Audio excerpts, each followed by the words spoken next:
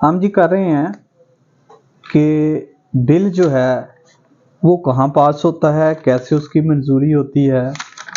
और इस हवाले से हमने कहा कि मनी बिल, सर आप बताइए मनी बिल कहाँ नेशनल असेंबली में होता है? मनी बिल नेशनल असेंबली में होता है।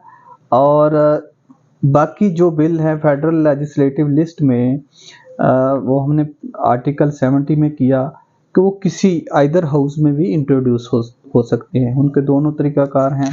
आगे वो कहता है कि जो मनी बिल है वो सिर्फ नेशनल असेंबली में होता है। इसका आर्टिकल 73 बहुत क्लियर है। लेकिन साथ ही साथ हम आर्टिकल करेंगे जी 74 जो कि कह रहा है कि फाइनेंशियल मेजर्स हैं तो उनके बारे में कॉन्स्टिट्यूशन क्या कहता है, एक बिल जो है उसके बारे में वो कहता है जी आर्टिकल 74, फेडरल गवर्नमेंट्स अपोस्ट्राफी का इस्तेमाल करते हुए, जैसे हमने कहा कि किसी की ओनरशिप के लिए अपोस्ट्राफी का इस्तेमाल, consent required for financial measures, तो कंसेंट चाहिए क्या कुछ फाइनेंस के लेन देन के मामलात में बिल में।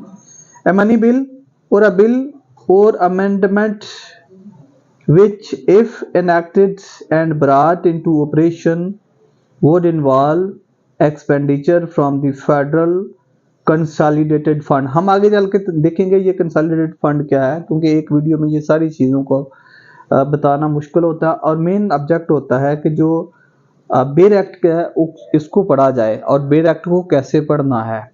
दोबारा आप रिपीट करके उसे सुन भी सकते हैं।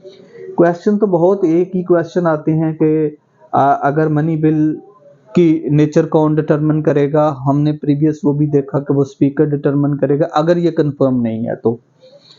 अब वो कहता है जी यही फेडरल कंसोलिडेशन फंड की बात करता है, आगे चल के ये बताएंगे। और withdrawal from the public accounts of the federation, और वफाक के पब्लिक अकाउंट से पैसे निकलवाने हैं तो वो कैसे बिल होगा। और अफेक्ट्स द कॉइनेज और करेंसी ऑफ पाकिस्तान, पाकिस्तान की करेंसी की बात करता है,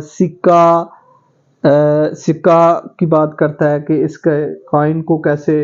आर द कॉन्स्टिट्यूशन और functions of the State Bank of Pakistan shall not be introduced or moved in Majlis Shura parliament except by और with the consent of the federal government.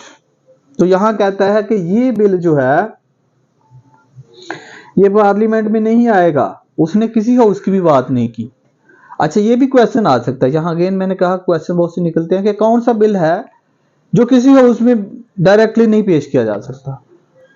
एक तो हमने कहा कि either house legislative, federal legislative list में जो schedule में है वो आइदर हाउस में है। दूसरा हमने कहा कि मनी बिल है तो वो प्लीज कम, तो मनी बिल है तो वो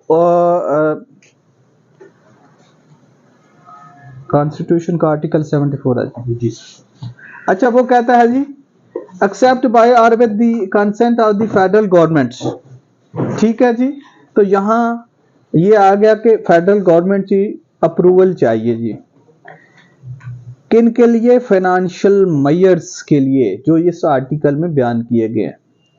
आगे आर्टिकल 75 कहता है president's assents to bill, president's की मर्जी यानी उसकी मंजूरी वो बिल पे कैसे ली जाएगी, कैसे होगी।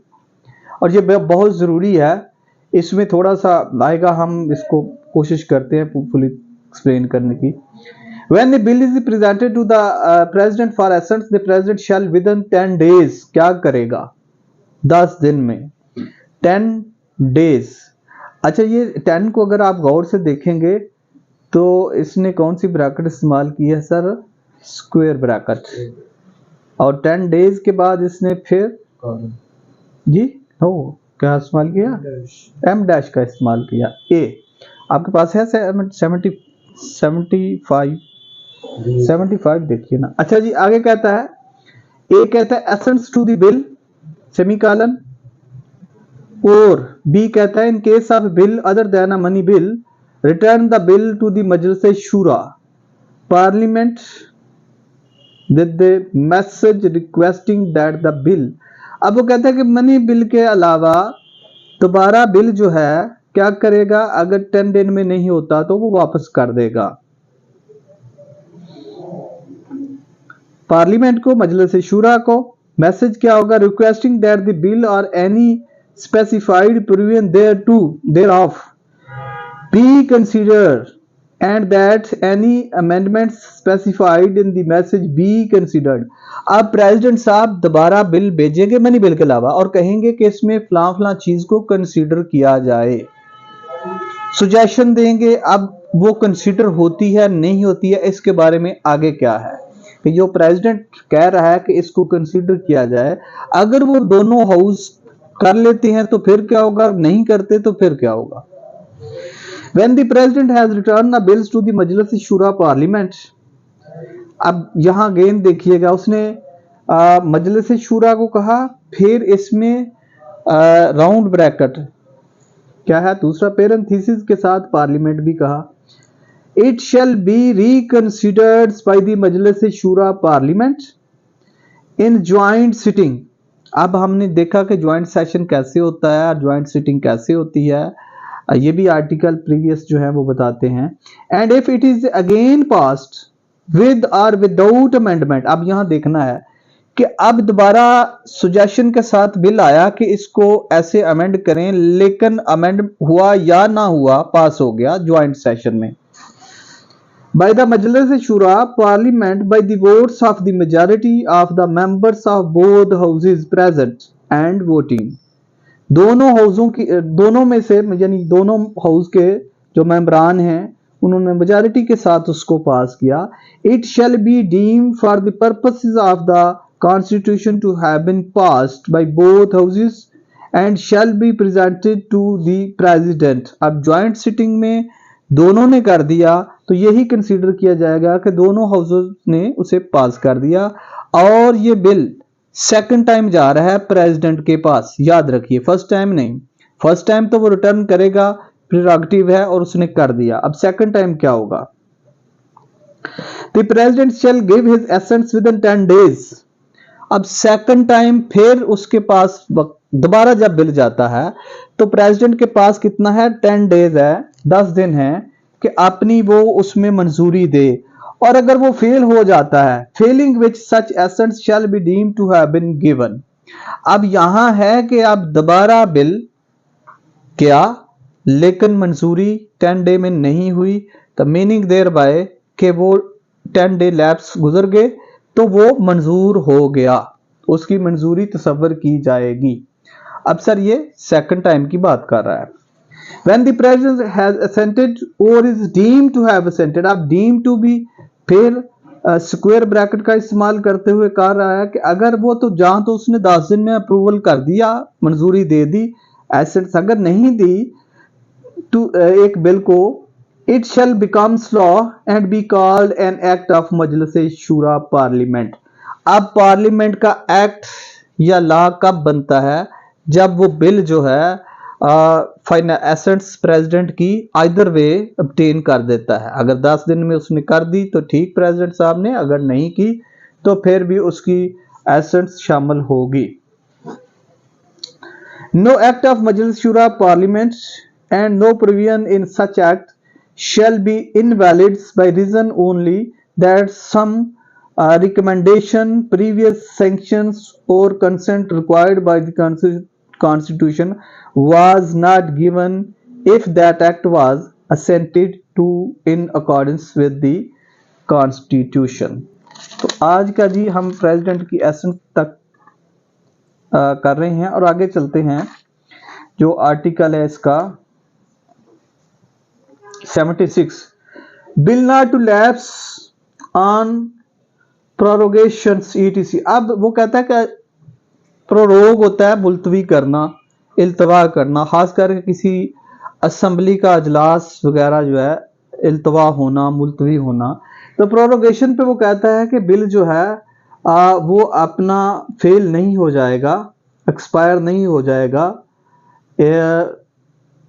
वो इनवैलिड नहीं होगा खराब, डिटीरियोरेशन, ये प्रोरोगेशन के सारे मीनिंग्स हैं। A bill pending in either house shall not lapse by lapse यानी खत्म हो जाना by reason of prorogation of the house। अब हाउस मुलतवी हो गया, इस पे बिल जो है लैप्स खत्म नहीं होगा, उसका एक्सपायर नहीं होगा, जस्ट के हाउस जो है वो मुलतवी हो गया है। A bill pending in Senate which has not been passed by the National Assembly। अब वो कहता है जी क्या है, सेनेट में पेंडिंग है लेकिन नेशनल असेंबली में ने पास नहीं किया। Not lapse on the resolutions of the National assembly.